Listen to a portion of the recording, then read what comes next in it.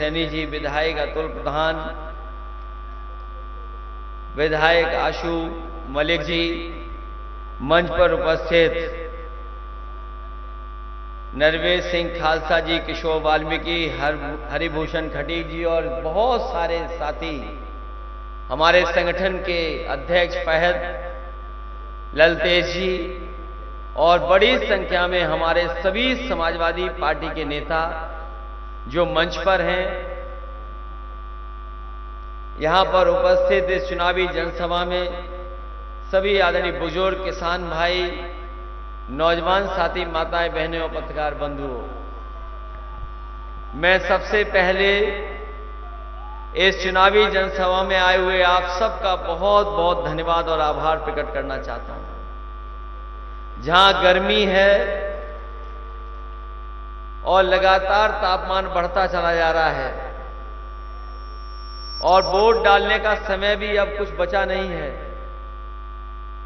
राष्ट्रीय स्तर से लेकर के प्रदेश स्तर के सभी नेता और काफी दलों के वरिष्ठ नेता आपके बीच में बहुत सारी बातें और अपना पक्ष रख चुके हैं।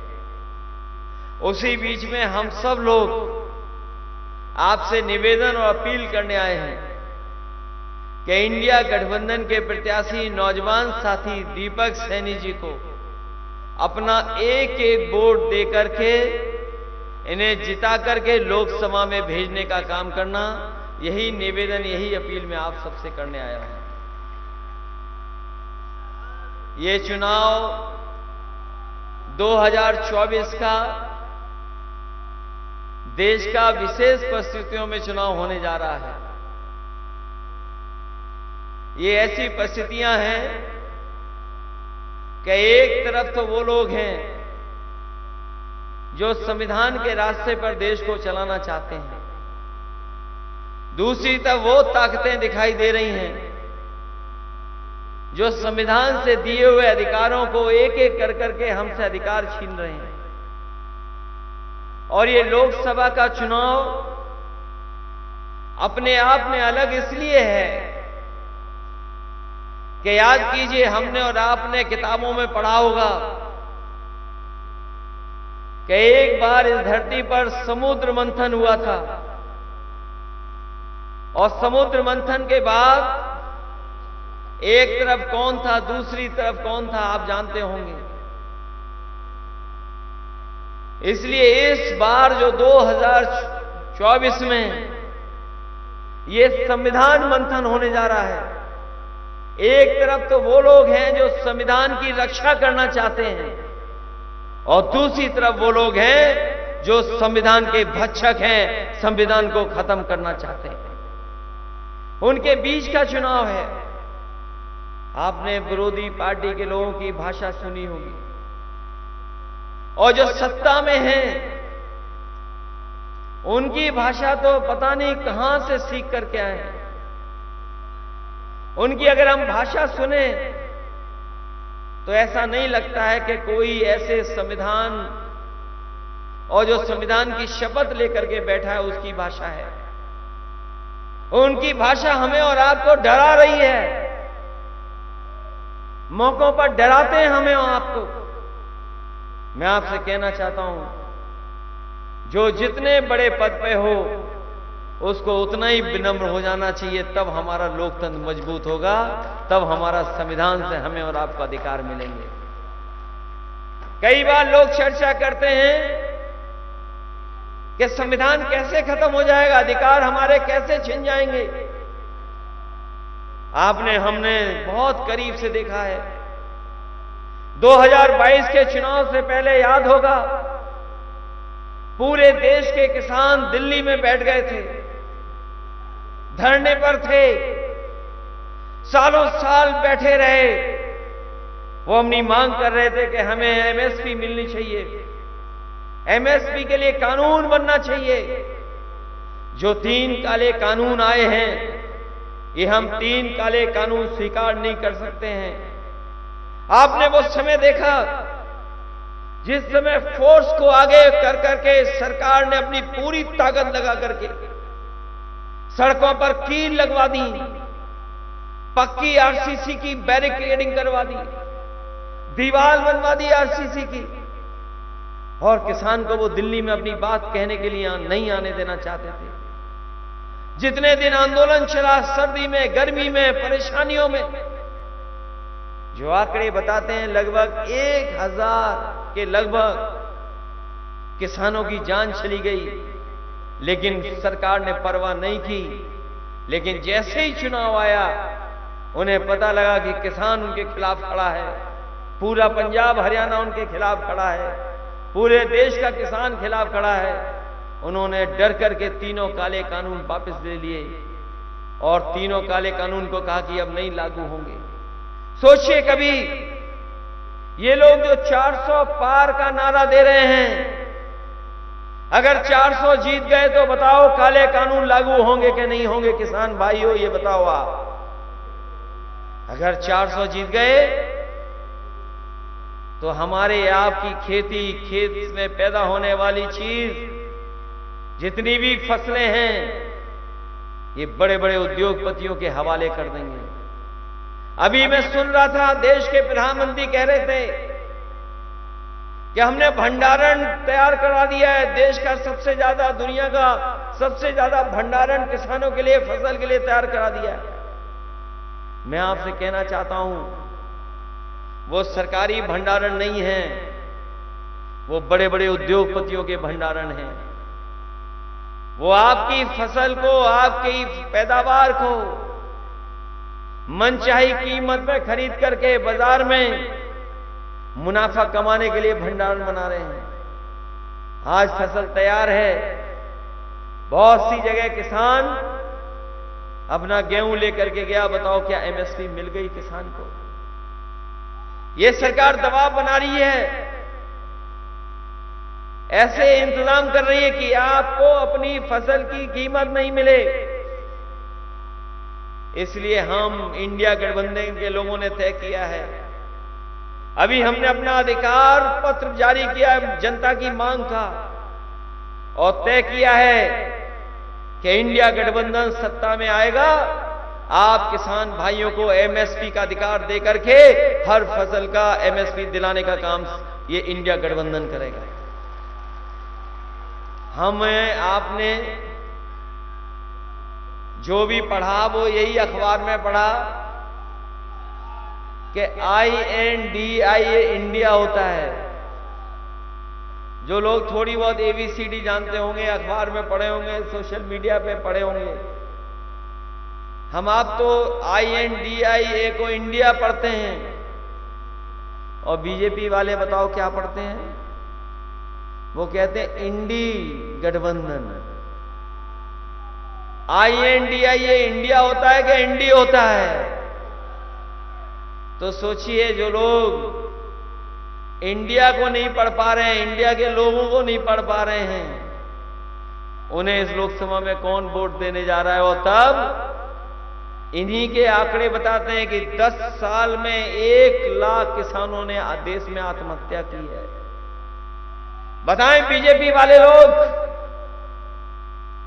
जो विश्व गुरु बनाने का सपना दिखा रहे हैं, बताओ 1 लाख किसान ने आत्महत्या की है कि नहीं की है?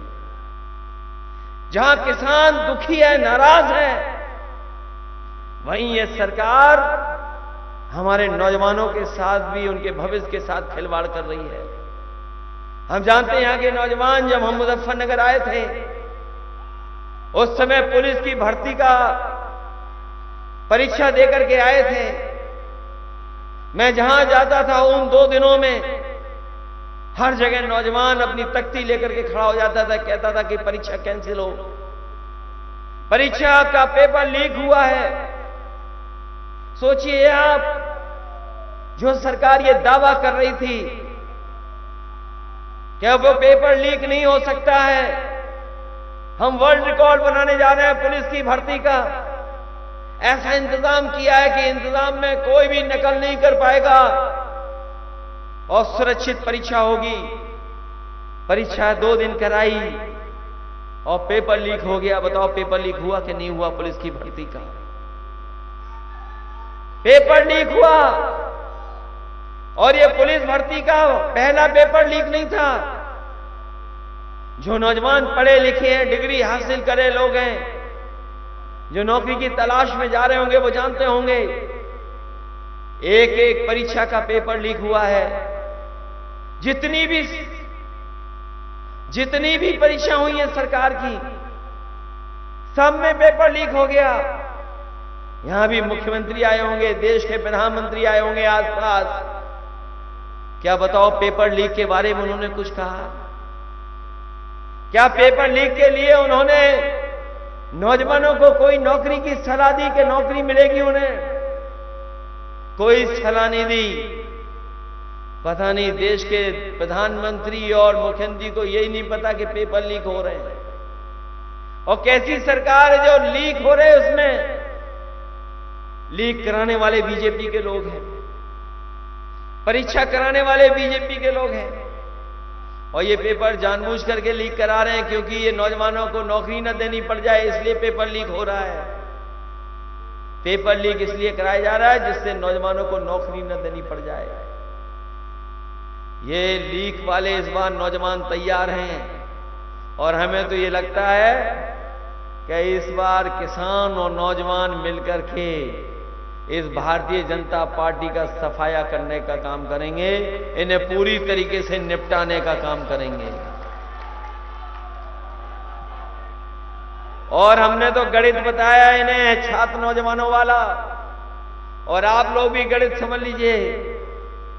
अगर 60 लाख बच्चों की परीक्षा के पेपर लीक हुए हैं, तो अगर 60 लाख नौजवान, उनके घर परिवार के केवल माता पिता को हम जोड़ लें, 3 लोगों को गिन लें, अगर हम 60 लाख का गुणा हम 3 में कर दें तो 1 करोड़ 80 लाख बनते हैं। वो यही 1 करोड़ 80 लाख लोग जो उत्तर प्रदेश में हैं, जिनका परिवार प्रभावित हुआ है केवल परीक्षाओं के पेपर लीक से, और 80 लोकसभा से भाग दे दें तो हर लोकसभा में 2,25,000 वोट कम हुआ है। तो बताओ भारतीय जनता पार्टी कहां से 400 पार कर रही है?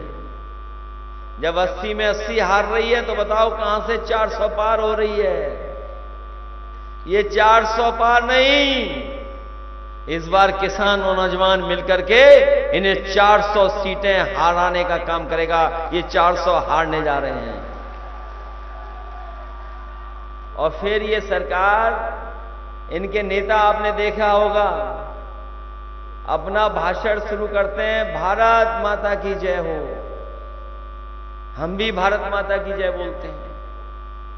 कोई इस देश का ऐसा व्यक्ति नहीं होगा जो देश के प्रति प्रेम न रखता हो, देश को मजबूत नहीं बनाना चाहता हो, अपनी सीमाओं को सुरक्षित न रखना चाहता हो।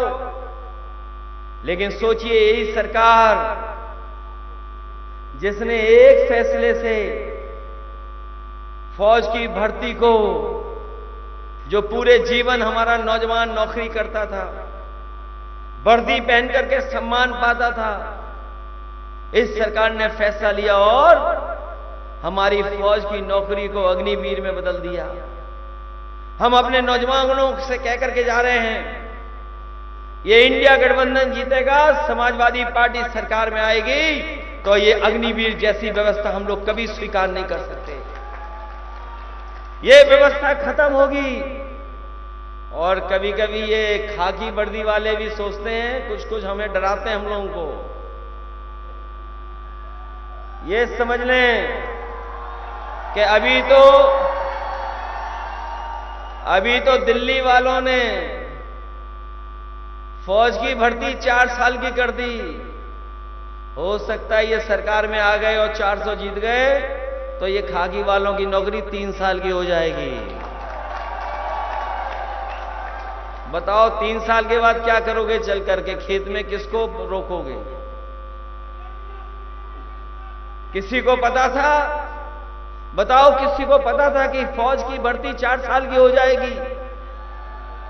बताओ, आप में से किसी को पता था क्या?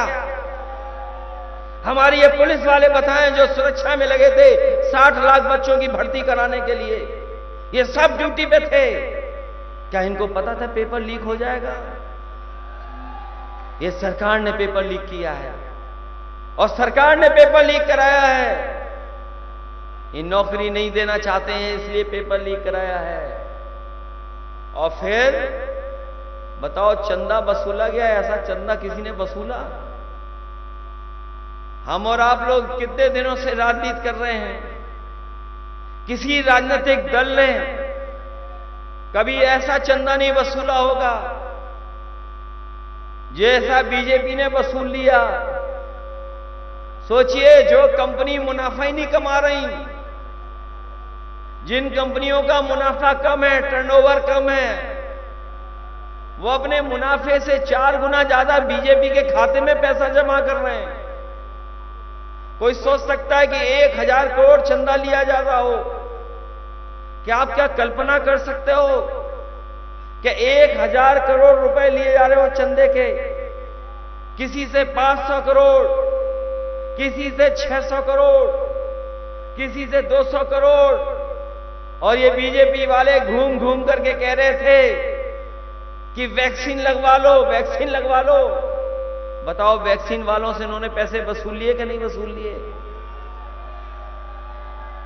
आपने सबने वैक्सीन लगवा ली होगी, तो अब तो हमारे जैसे हो आप भी।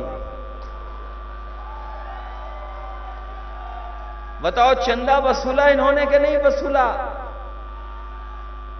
और ये जो आज महंगाई दिखाई दे रही है आपको, ये जो बाजारों में सामान लेने जा रहे हो, दवाइयां लेने जा रहे हो, ये आपके महंगाई इसलिए भी है कि इन्होंने चंदा वसूला है।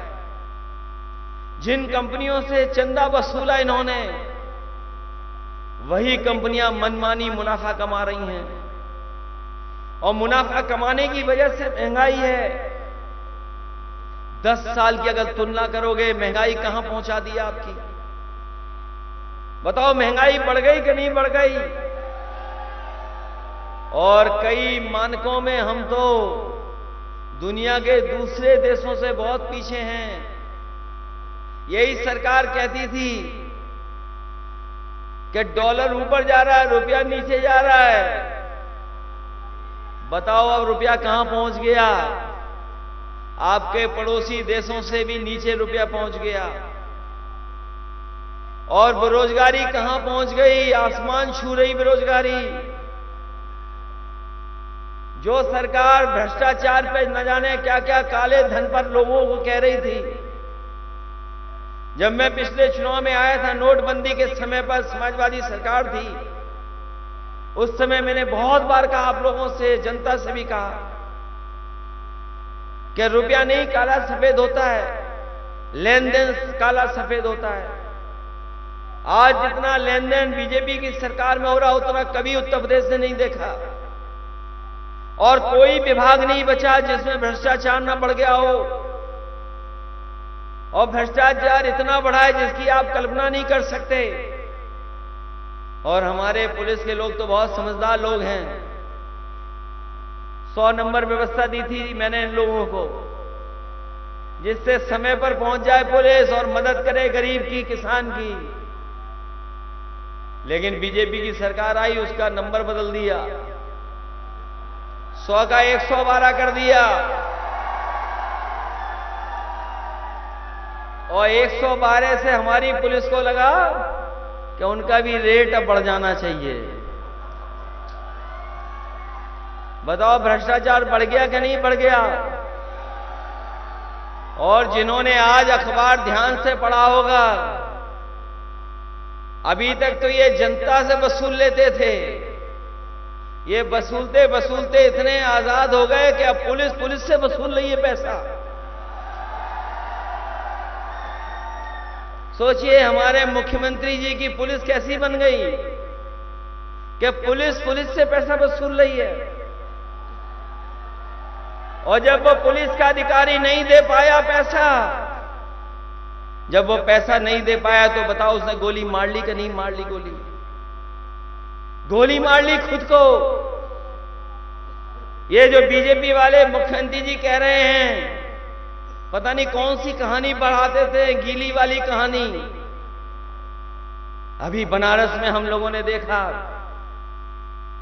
देश के जो प्रधान सांसद हैं उनकी लोकसभा में एक चौराहे पर इसी तरह हमारे खाकी वर्दी के सब इंस्पेक्टर ने किसी बीजेपी वाले को रोक लिया। सोचो बीजेपी वाले ने क्या किया था। वो सोशल मीडिया पे आपने देखा होगा, बीजेपी के नेताओं ने उस खाकी पहने हुए सब इंस्पेक्टर की धुलाई कर दी। और ऐसी धुलाई नहीं की, उसे किक मार करके धुलाई कर दी। इतने ही लाते मारी जिसकी आप कल्पना नहीं कर सकते। मैं ये जानना चाहता हूं कि जिन लोगों ने पुलिस को अपमानित किया है, आखिरकार उन पर कार्रवाई क्यों नहीं हो रही है? उन्हें कौन बचा रहा है? उनके साथ कौन खड़ा है? ये बीजेपी वाले खड़े हैं। बीजेपी वालों को पूरी आजादी है कुछ भी करने में। इसीलिए हम कहना चाहते हैं, हमारे आपके अधिकार छीने जा रहे हैं। केवल हमारे आपके अधिकार नहीं छीने जा रहे हैं, बड़े बड़े विधायक जो चुन करके गए उन्हें भी लालच दे करके अपनी तरफ खींच लिया। पता नहीं कौन सा पैकेज मिला है विधायकों को और दलों को, वो हम नहीं समझ पा रहे हैं। ये जमाना पैकेज का है। पता नहीं विधायकों को कौन सा पैकेज दे दिया गया जिससे हमें छोड़ के चले गए। आपने अपने वोट से जिताया, बताओ आपने अपने वोट से जिताया था कि नहीं जिताया? वो हमें धोखा नहीं देके गए, आपको धोखा देके गए हैं। और आपके साथ साथ हमें भी धोखा दे गए। जाने कौन सा पैकेज मिला, जाने कौन सा पैकेज मिल गया। हम तो शतरंज नहीं जानते, न शतरंज के खिलाड़ी रहे हैं, थोड़ा बहुत शतरंज जानते हैं। लेकिन बीजेपी के घोड़े की ढाई चाल से वो दल कहां चला गया पता नहीं। बीजेपी के ढाई घर की ढाई चाल से बताओ दल कहां चला गया। जिनसे लड़कर के हम लोगों ने उन्हें जिताया, आज पैकेज पाकर के उन्हीं के साथ खड़े हो गए। इसलिए ये चुनाव हमारे आपके भविष्य का तो है ही है चुनाव, लेकिन आने वाली हमारी पीढ़ी उसका भी चुनाव है। ये 400 लोकसभा जीत करके पता नहीं कौन सा संविधान में बदलाव लाना चाहते हैं। उस संविधान में, जिस संविधान को बाबा साहब भीमराव अम्बेडकर जी ने दिया, और उस संविधान के तहत हमें आपको अधिकार मिले हैं, उन अधिकारों को ये छीन रही है। इनके लिए कोई कानून नहीं है, इनके साथ कोई चला है उसके लिए कोई कानून नहीं है। ये अपनी बड़ी बड़ी संस्थाएं जो हैं उनको खत्म कर करके अपने लिए इस्तेमाल कर करके लोगों पे दबाव बना रहे हैं। चाहे वो ईडी हो, सीबीआई हो, इनकम टैक्स हो, उनके माध्यम से दबाव बना रहे हैं, लोगों को डरा धमका रहे हैं। जबकि कोई भी सरकार में रहे उसकी जिम्मेदारी ये बनती है कि संस्था कमजोर नहीं हो, संस्था और मजबूत हो। मैं आपसे कहना चाहता हूं, जितनी संस्थाएं मजबूत होंगी उतना ही हमारा आपका संविधान और लोकतंत्र मजबूत होगा। लेकिन ये बीजेपी के लोग लोकतंत्र से लेकर के, संविधान से लेकर के संस्थाओं के साथ खिलवाड़ कर रहे हैं, और ऐसी खिलवाड़ कर रहे हैं कि अगर ये सत्ता से नहीं हटे तो हमारे आपके सब अधिकार छीन लेंगे। हमें आपको ये सरकार से कुछ नहीं दे रहे हैं, ना अस्पतालों में दवाई मिल रही, न इलाज मिल रहा है, न हमारे किसान को पैदावार की सही कीमत मिल पा रही है, न हमारे नौजवान को नौकरी रोजगार मिल पा रहा है, ना ही हमारे मुसलमान भाई सम्मान के साथ जी पा रहे हैं। ये सबके साथ खिलवाड़ कर रहे हैं, सबके भविष्य के साथ खिलवाड़ कर रहे हैं। हमारे आपके पास लोकतंत्र में यही रास्ता है कि अपने वोट के अधिकार से इनको हम लोग हटाने का काम करें। बताओ, वोट से इनको हटाओगे कि नहीं हटाओगे आप लोग? हमारी आपसे अपील है कि इतनी लूट और झूठ किसी ने नहीं बोला होगा इतनी लूट किसी ने नहीं की होगी, इतना झूठ किसी ने नहीं बोला होगा जितना भारतीय जनता पार्टी ने बोला। इन्होंने न जाने क्या क्या सपने दिखाए कि किसानों की आय दोगुनी हो जाएगी, करोड़ों को नौकरी मिल जाएगी, उद्योग लगेंगे, कारखाने लगेंगे। लेकिन 10 साल के बाद भी बताओ कितने घबराए हुए हैं, कितने घबराए हुए हैं। अगर 400 पार से और 400 सीटें जीत रहे होते तो क्या दिल्ली के मुख्यमंत्री को इन्हें जेल भेजना पड़ता झूठे मुकदमे लगा करके? बताओ ये घबराए हुए हैं कि नहीं घबराए हुए हैं? अगर 400 पार होते तो क्या झारखंड के मुख्यमंत्री पर झूठे मुकदमे लगा करके उन्हें जेल भेजना पड़ता? ये 400 पार वाले घबराए हुए हैं। ये उसी पहलवान की तरह घबराए हुए हैं जब मैदान में कुश्ती हारने लगता है तो पहलवान न जाने क्या क्या करने लगता है। कुश्ती जीतने के लिए न जाने क्या क्या हथकंडे अपनाता है। इसलिए आप सबसे हम अपील करने आए हैं, ये हमारे पश्चिम की जो हवा चल रही है, जो इस इलाके से हवा चल करके जा रही है, ये परिवर्तन की हवा चल रही है। और इसलिए परिवर्तन की हवा चल रही है क्योंकि इस बार पीडीए के लोगों ने मन बना लिया है कि इन भारतीय जनता पार्टी को पूरी तरीके से सफाया करेंगे। अगर उनके पास एनडीए परिवार है, अगर उनके पास एनडीए परिवार है तो हमारे आपके पास पीडीए परिवार है, पीडीए परिवार है। और पीडीए परिवार इतना बड़ा है कि अगर वोट डाल देगा पीडीए परिवार मिलकर के तो दीपक सैनी ऐतिहासिक वोटों से जीत करके जाएंगे बिजनौर लोकसभा से। और बिजनौर लोकसभा के हमारे जितने वोटर हैं उनकी जिम्मेदारी इस विधानसभा को तो जिताने की है ही है।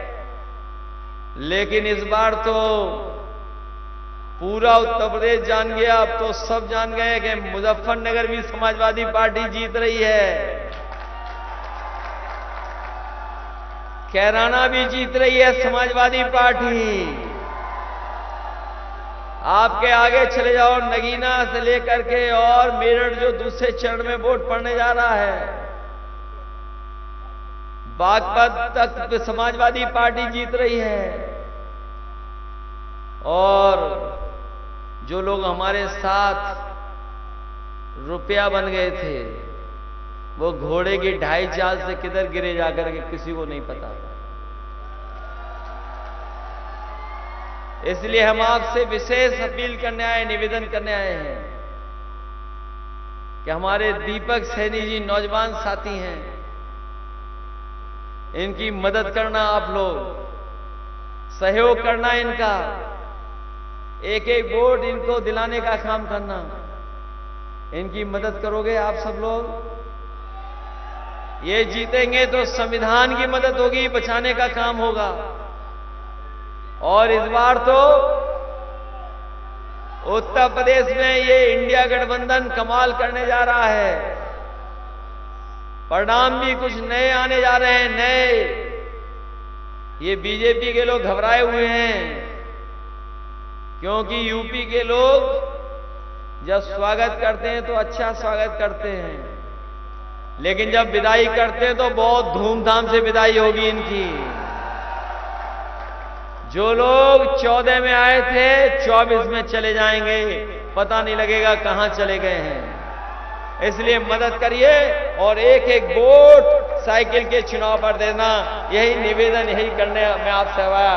बहुत बहुत धन्यवाद। और अपने साथ जो ललितेश जी और जो दूसरे साथी समाजवादी पार्टी में शामिल हो रहे हैं, सचिन और उनके साथ जो सहयोगी साथी आ रहे हैं, मैं इन सबका बहुत बहुत धन्यवाद और आभार प्रकट करता हूं। इनके आने से समाजवादी पार्टी के नेता कार्यकर्ताओं का जहां मनोबल बढ़ेगा वहीं हम लोग जीत की तरफ भी बढ़ रहे हैं, उसमें हमारी जीत का फासला और बढ़ेगा। इन्हीं शब्दों के साथ हम अपने सचिन जी का और ललितेश जी का बहुत बहुत स्वागत और बधाई देते हैं। कि इनके आने से समाजवादी पार्टी और मजबूत दिखाई दे रही है। बहुत बहुत धन्यवाद। यहाँ आ जाओ, आ जाओ।